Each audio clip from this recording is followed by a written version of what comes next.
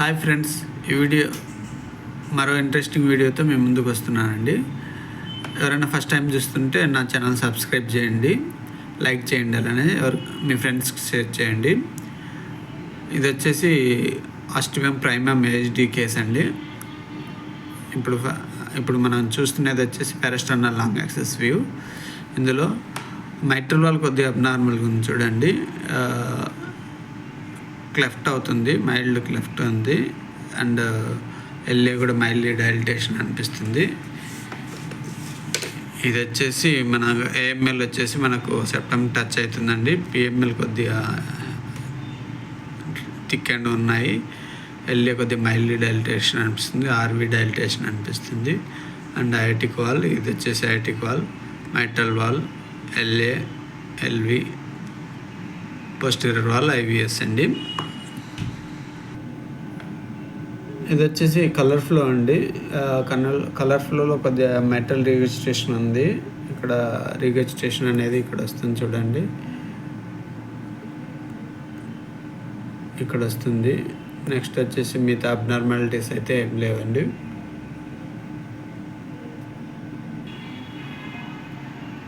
Next వచ్చేసి ఐటిక్ సాటాక్సిస్ అండి.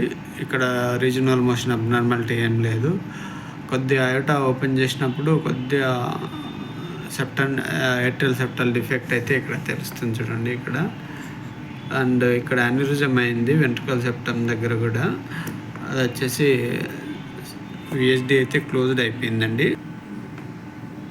ఇక్కడ వచ్చి కలర్ ఫ్లోలో చూస్తున్నానండి. ఇక్కడ వచ్చేసి ఇది వచ్చేసి మైట్రల్ రిగజిటేషన్, ఇది వచ్చేసి ట్రైకస్పిడ్ రిగజిటేషన్ అండి. ఈ వ్యూలో మనం ఇది చూసుకుంటామండి. నెక్స్ట్ వచ్చేసి ఐటిక్ అండ్ పల్మనరీ వాల్ లెవెల్లో పిఏ మైల్డ్ డైలిటేషన్ ఉందండి. పిఆర్ కూడా ఉందండి మైల్డ్గా. అండ్ పీడి అలా ఏం లేదండి పేషెంట్కి. ఇక్కడ చూడండి క్లియర్గా మనకు సెప్టల్ డిఫెక్ట్ అనేది తెలుస్తుంది ఇక్కడ నుంచి ఇక్కడ దాకా. అది వచ్చేసి ఆస్టిమమ్ ప్రైమమ్ అండి. కలర్ ఫ్లోలో కూడా చూస్తున్నాను. అండ్ కలర్ ఫ్లోలో లెఫ్ట్ టు రైట్ ఉందండి. రెడ్ ఫ్లో వస్తుంది చూడండి, అది వచ్చేసి లెఫ్ట్ టు రైట్గా ఉంది.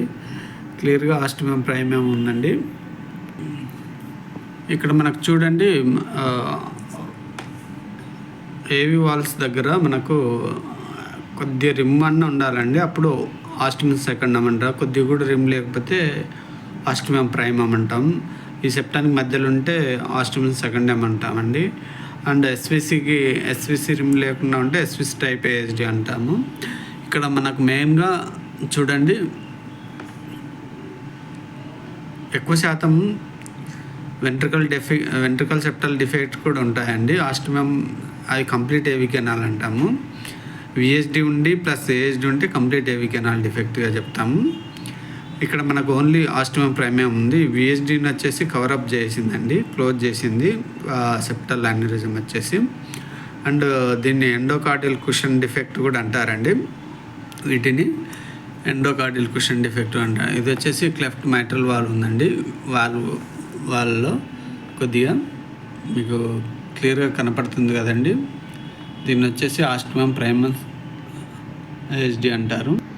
ఇక్కడ వచ్చేసి మీకు అయోటా ఓపెన్ చేసి చూస్తున్నానండి. ఎక్కడ డిఫెక్ట్ అయితే ఏం తెలియదు, ఫ్లో అయితే తెలియదు. ఇక్కడ యాన్యూరిజం అయింది. ఈ పార్ట్ వచ్చేసి విఎస్డి ఉండింది కానీ అక్కడ విఎస్డి స్పాంటినియస్లీ క్లోజ్ అయిందండి. దానివల్ల మనం ఓన్లీ పార్షల్ ఏవి కెనాల్ అని చెప్తామండి. ఈ డిఫెక్ట్స్ వచ్చేసి మనం సర్జికల్ ద్వారానే చేయాల్సింది ఉంటుందండి. ఇక్కడ మైట్రల్ రిగజిటేషన్ కూడా చూడండి చాలా ఎక్కువనే ఉంది. క్లెఫ్ట్ ఉన్నప్పుడు కామన్ అండి మైట్రల్ రిగజిటేషన్ అనేది ఆస్టిమమ్ ప్రైమమ్లో.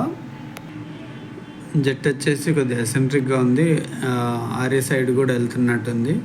ఈ డిఫెక్ట్స్ అనేది కొద్దిగా డిఫరెంట్గా ఉంటాయి కాబట్టి అలా మనకు అనిపిస్తుందండి క్లెఫ్ట్ వల్ల. ఇక్కడ మీకు క్లియర్గా కనపడుతుంది కదండి. డిఫెక్ట్ వచ్చేసి సెప్టమ్ వచ్చేసి కింద ఇక్కడ దాకా వస్తుందండి. మనకు మాడిఫై చేస్తే కనపడుతుంది. అపైకల్ 4 ఛాంబర్లో సెప్టమే తక్కువ ఉన్నట్టు కనపడుతుందండి ఒక్కోసారి. నెక్స్ట్ వచ్చేసి సబ్ కాస్టల్ వ్యూలో చూస్తున్నానండి. సబ్ కాస్టల్ వ్యూ కూడా మనకు క్లియర్గా లార్జ్ డిఫెక్ట్ అయితే ఉందండి. నెక్స్ట్ వచ్చేసి ఆర్చ్ ఆఫ్ అయోటా అండి. ఇది వచ్చేసి ఆర్చ్ ఆఫ్ అయోటా అండి. ఆర్చ్ ఆఫ్ అయోటాలో కోఆక్టేషన్ ఏం లేదండి ఇక్కడ. Thank you for watching my videos. Please do subscribe my channel.